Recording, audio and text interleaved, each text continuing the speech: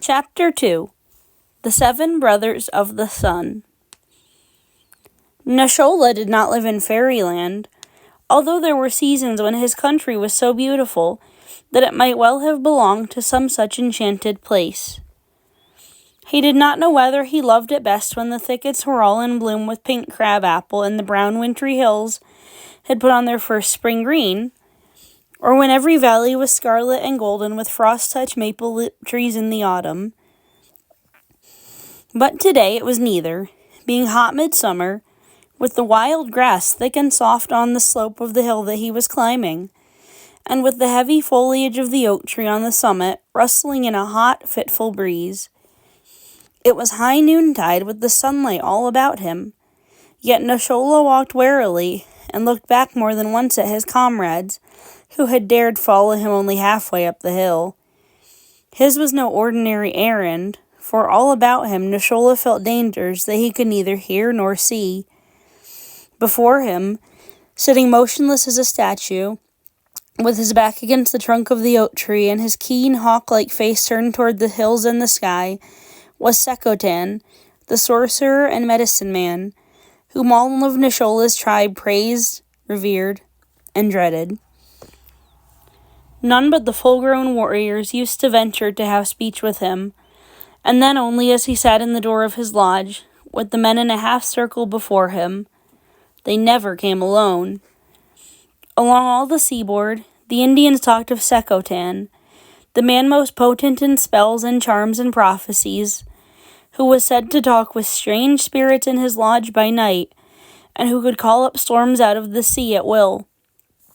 This spot at the summit of the hill, where the medicine man sat so often, sometimes muttering spells, sometimes staring straight before him across the valley, was magic forbidden ground, where no one but himself was known to come.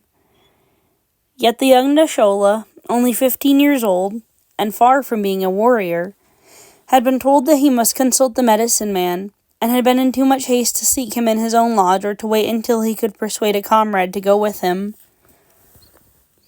Stretched along the river below them was the camp of Nashola's brown-skinned people, where springs gave them fresh water, and where the eastern hills of the valley gave shelter from the winter storms that blew in from the sea.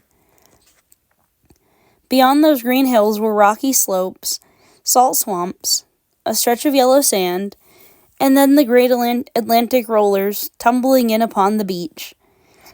The Indians of Nashola's village would go thither sometimes to dig for clams, to fish from the high rocks, and even, on occasions, to swim in the breakers close to shore. But they were land-abiding folk. They feared nothing in the forest, and would launch their canoes in the most headlong rapids of the inland rivers. Yet there was dread and awe in their eyes when they looked out upon the sea. Not one of them had ever ventured beyond the island at the mouth of the harbor. They were a shifting, wandering people, moving here and there with the seasons, as the deer and moose moved their grazing grounds, but their most settled abiding place was this little green valley, where they spent a part of every year. Sometimes word would come drifting in through other tribes, of strange, white-faced men who had landed on their shores, but who always sailed away again, since this was still the time when America was all the Indians' own. What they did not see troubled them little, and they went on, undisturbed, hunting and fishing and paying their vows to the spirits and demons that they thought to be masters of their little world. The old, wrinkled squaw who was Nashola's grandmother was the only one of them all who seemed oppressed with care. The boy, whose parents were dead, was her special charge, and was not, as he should be, like other Indian lads. He was slim and swift, and was as skillful as his companions with the bow and spear. But he had a strange love for running along the sea beach with the waves snatching at his bare brown legs, and he was really happy only when he was swimming in the green water. The day he swam to the island and back again, paying no heed to the shouts and warnings of his friends, and declaring, when he landed, that he would have gone farther save that the tide had turned. That day had brought his old grandmother's patience to an end. "It is not fitting that one of our tribe should be so familiar with the sea," she stormed at him. "We were not born to master that wild salt water. The gods that rule us have said over and over again that the woods and rivers are ours, but that we are to have no dealings with the spirits of the sea. Since I cannot make you listen, you shall talk to someone who will. You shall go to ask the medicine man if what I say is not so."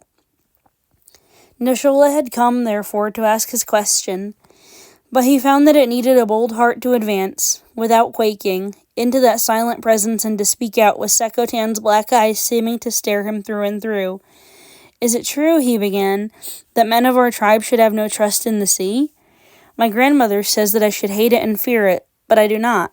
Must I learn to be afraid?" Slowly the man nodded.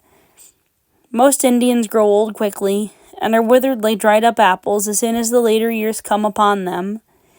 But Sekotan, although his hair was gray, had still the clear-cut face with its arched nose and heavy brows of a younger man. Only his eyes, deep, piercing, and very wise, seemed to show how long he had lived and how much he had learned. Our fathers and their fathers before them have always known that we must distrust the sea," he said at last. "No matter how blue and smiling it may be, it can never be our friend.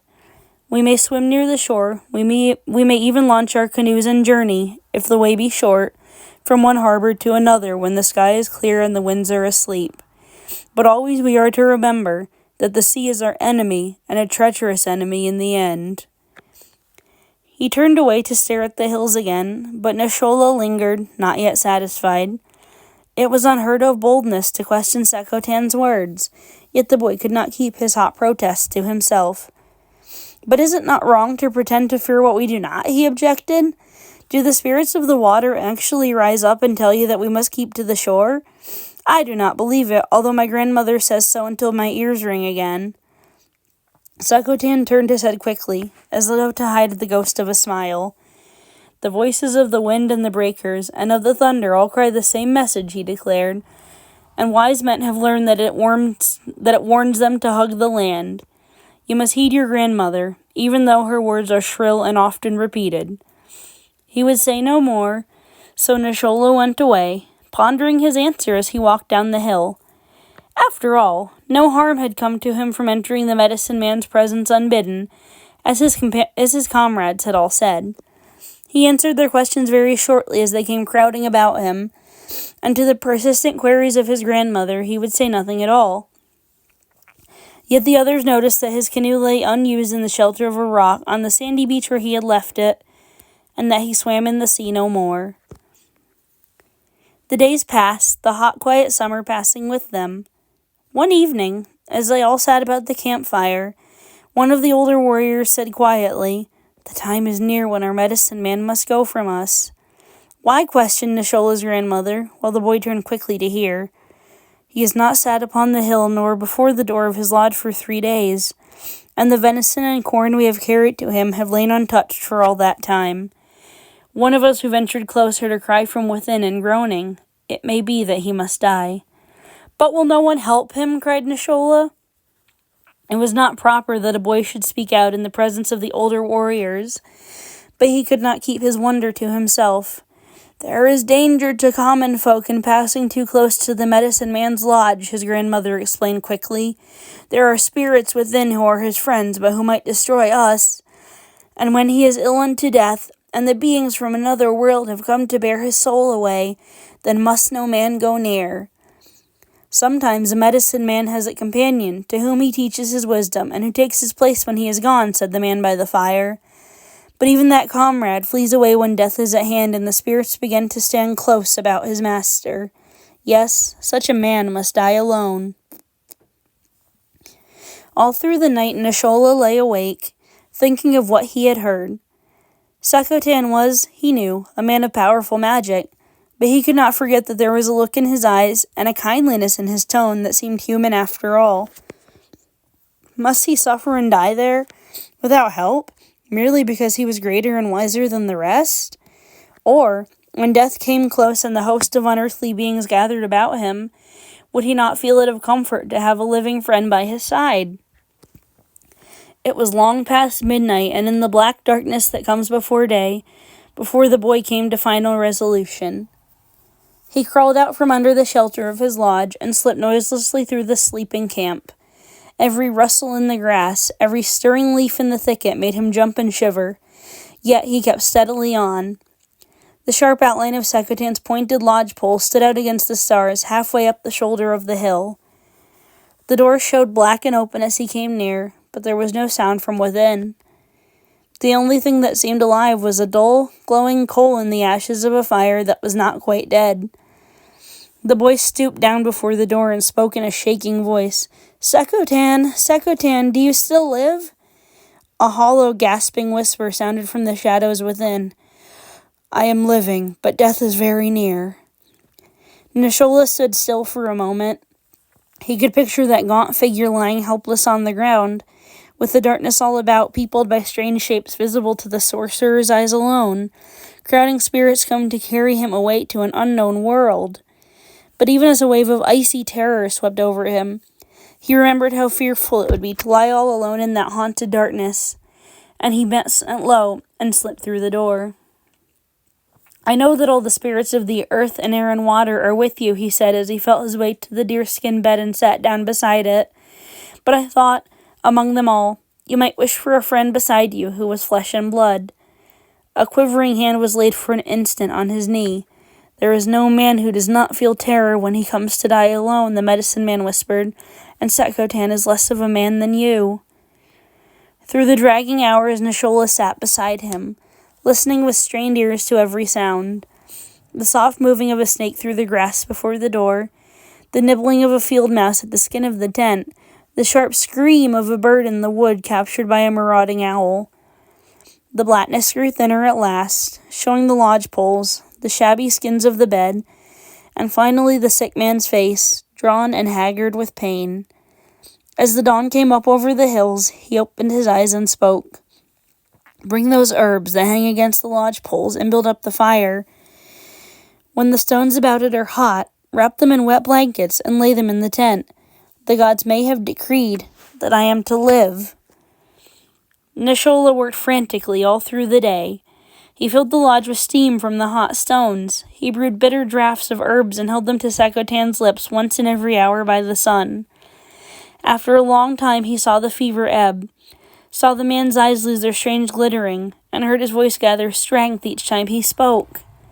For 3 nights and days the boy nursed him, all alone in the lodge, with men bringing food to leave at the door, but with no one willing to come back inside. When at last Nashola went back to his own dwelling, Sekutan was sitting by his fire, weak and thin, but fairly on the way to health again. The friendship that had grown up during that night of suffering and terror seemed to become deeper and deeper as time passed. There was scarcely a day when Nashola did not climb the hill in the late afternoon to sit under the rustling oak tree and talk for a long hour with the medicine man. His companions of his own age looked askance at such a friendship, and his grandmother begged and scolded, but without avail. Almost always, as he sat with his back against the tree, or lay full length in the long grass that was beginning to be dry and yellow with the coming autumn, the boy would fix his eyes upon the hills opposite, through which there showed a gleam of sea. Like the picture of some forbidden thing was that glint of blue, framed by the green slopes and the sky above. He could see the white caps, the dancing glimmer of the sun, and the gray seagulls that whirled and hovered and dipped before his longing gaze. He would lift his head to sniff the salt breeze that swept through the cleft in the hills, and to listen for that far-off thunder that could sometimes be heard as the great waves broke on the beach. At last, one day when he had sat so long with his friend that dusk was falling and the stars were coming out, he broke through the silence with a sudden question. "Sekutan, what lies beyond that sea?" The medicine man shook his head without speaking. "My grandmother says nothing," pursued Nashola, "but I know that cannot be. Is it one of the things that I must not ask, and that you may not tell me because you are a sorcerer and I am only a boy?" Sekutan was silent so long that Nashola thought he did not mean to reply at all. Even when he spoke, it did not seem to be an answer. "Do you see those 7 stars," he said, "that are rising from the sea and that march so close together that you keep thinking they are going to melt into one?" "Yes," answered the boy. "I often lie before our lodge door and watch them go up the sky. There are bigger stars all about them, but somehow I love those the best. They are so small and bright and seem to look down on us with such friendly eyes." "It is told among the medicine men," Sekutan went on slowly, "that many, many moons ago, long before this oak tree grew upon this hill, before its father's father had yet been planted as an acorn, our people came hither across just such a sea as that. Far to the westward it lay, and they came, a mere handful of bold spirits in their canoes, across a wide water from some land that we have utterly forgotten. Some settled down at once upon the shores of the waters they had crossed, but some pressed eastward, little by little, as the generations passed. They filled the land with their children, and in the end they came to another sea and went no farther. But the men who had led them were of a different heart than ours. There were always some who were not content to hunt and fish and move only as the deer move, or as the seasons change. They wished to press on, ever on, to let nothing stop the progress of their march. It is said that when they came to this sea, there were 7 brothers who, when their people would no longer follow, launched their canoes and set off once more to the eastward, and never came back. They dwell there in the sky, we think, and they shine through those months of autumn that are dearest of all the year to our people, when the days are warm and golden before the winter, when the woods are bare and hunting is easy, when the game is fat from the summer grazing and our yellow corn is ripe. They come back to us in the hunter's moon, and they watch over us all through the cold winter. We call them the 7 brothers of the sun." Neshola was silent, waiting, for he knew from his friend's voice that there was more that he wished to say. "Your mother, who is dead, was not of our blood, they tell me. Your father took her from another tribe, and they had brought her captive from the north of us, so that she is no kin of ours. Sometimes I think that there must have run in her veins the blood of those 7 brothers, and that, in you, their bold spirit lives again.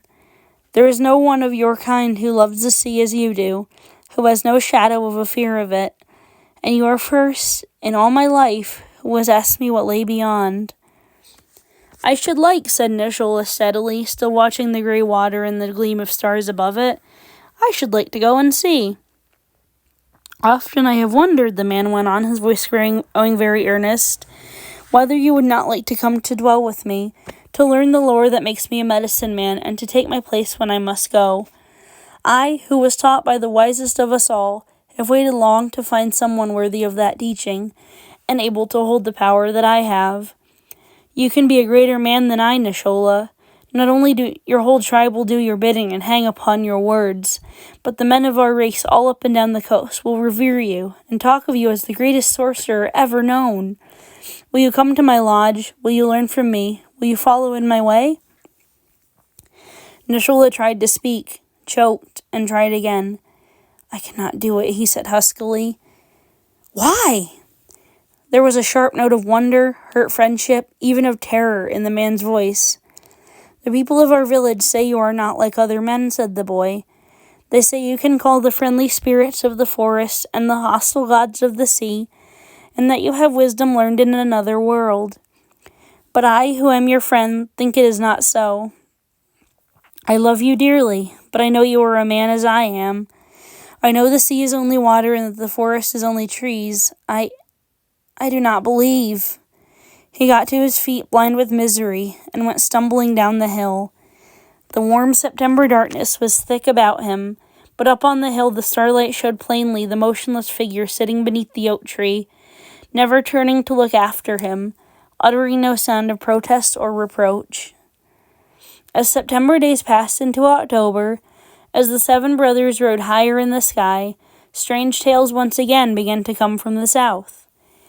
More white men had been seen in their ships, sailing up and down the coast, trading with the Indians, buying the fish that they had caught and trying to talk to them in an unknown tongue. "We have heard stories before, and will hear them again," said the older warriors incredulously. "Such tales are of the sort that old women tell about the fires on winter nights." "What does your friend the medicine man say of these rumors, Neshola?" asked one of the boys of his own age. But Neshola did not answer. He went no more up the hill to the big oak tree. He had held no speech for weeks with Sekutan, yet he would suffer no one to ask him why. A day came when the news could no longer be disbelieved. A boy of the tribe, who had been digging for clams on the beach, came running home with startling tidings. "The white men, the white canoes, as big as our lodges," he gasped. "Come quickly and see."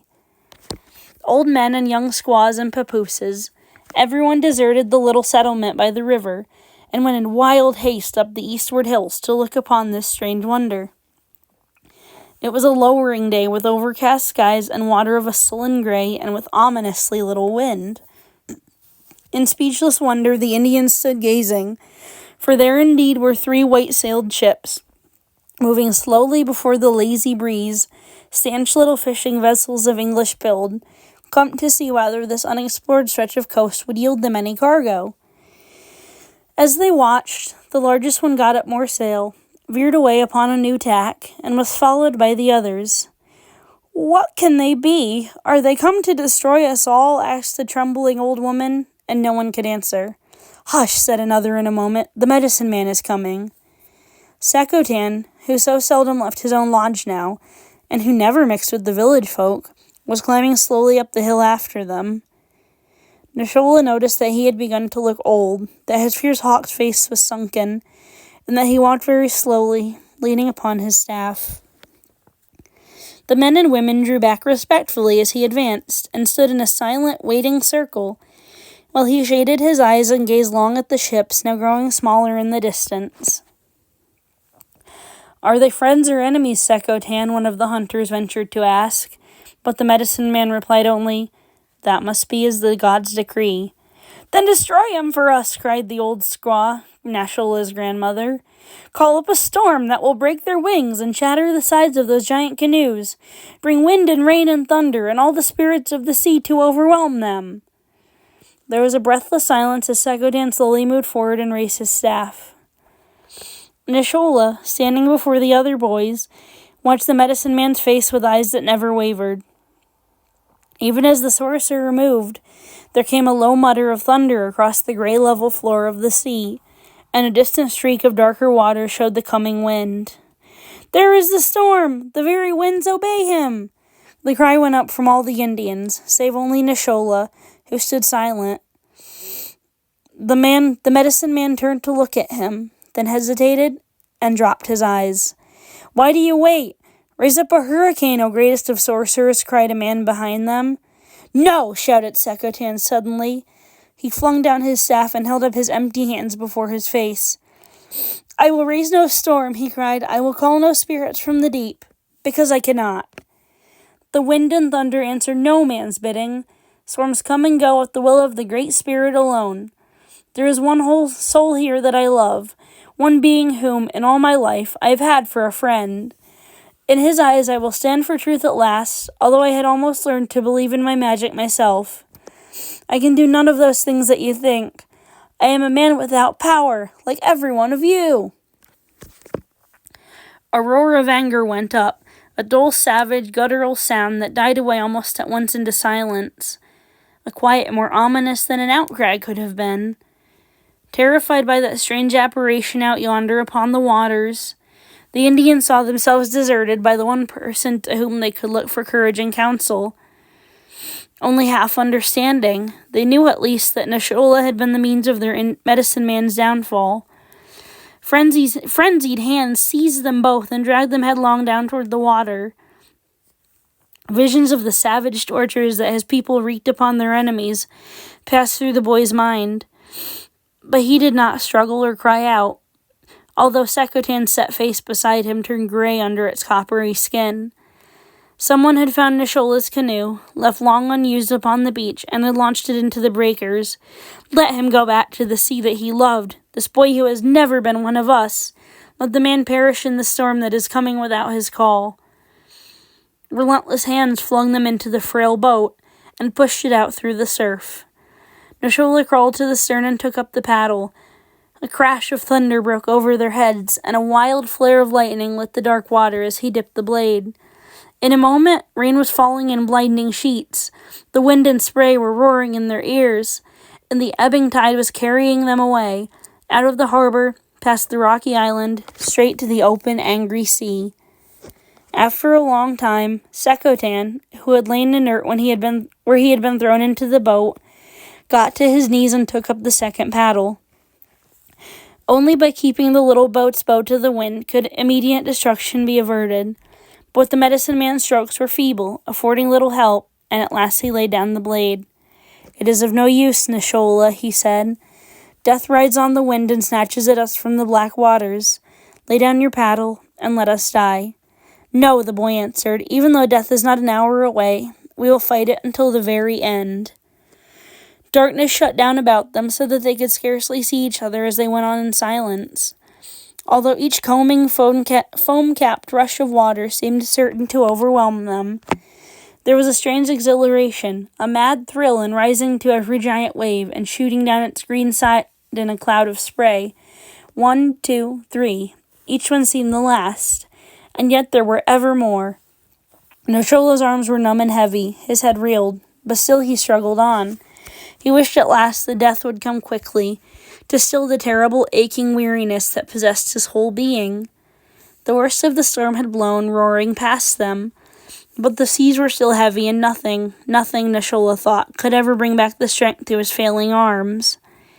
Suddenly, the clouds were torn apart, showing a glimmer of stars and a vague glimpse of the tossing black water all about them. "Look, Nashola," cried the medicine man, pointing upward. "They have come to help us, your kinsmen, the 7 brothers of the sun." But Nashola was not looking at the sky. His eyes were fixed on a ghostly shape moving close ahead of them, and on the fitful gleam of a ship's lantern that tossed and glimmered in the dark. Dropping his paddle, he put his hands to his mouth and lifted his voice in a long hail. The light bobbed and swung, and an answering shout came through the darkness. To the weather-beaten English sailors, used to the rough adventures of sailing new and uncharted seas, there was little excitement in picking up 2 half-drowned Indians, although they had never done such a thing before. They warmed the 2 with blankets, they revived them with fiery remedies, and they sat about them on the deck, trying to talk to them by means of signs, but with small success. "It is no common thing to see these natives so far from shore," the mate said to the captain, "for as a rule the Indians distrust the sea. We cannot find out how these came to be adrift in that canoe. The young one tries to make us understand, but the old man merely covers his face and groans. I think he will not believe that we are men like himself." "Bring the boy to me," the captain ordered. "Perhaps we may be able to understand him." In the quiet dawn, when calm had followed the night's storm, the ship ran in toward a rocky headland to send a boat ashore. Yet, when it had been lowered and Sekodan had dropped into it, he turned to see Nashola standing on the deck above, making no move to follow. "I am not coming, Sekodan," he declared steadily. "The chief of these men and I have talked with signs, and he wishes to carry me to his home on this strange winged vessel. He promises that he will bring me safe back again. Then I can tell you, and all of our tribe, what these white men really are, and I have always longed to know what lay beyond this forbidden sea." Sekodan did not protest. "I have called you friend. I have wished to have you for my brother," he said. "But I must call you master now, since you have dared what I can never dare." Much has been said of the courage of those white men who crossed the stormy Atlantic in their little vessels to explore an unknown continent. But what of the brave hearts of those Indians who thought the white men were spirits come out of the sea, who did not know what ships were, yet who still dared to set sail with them?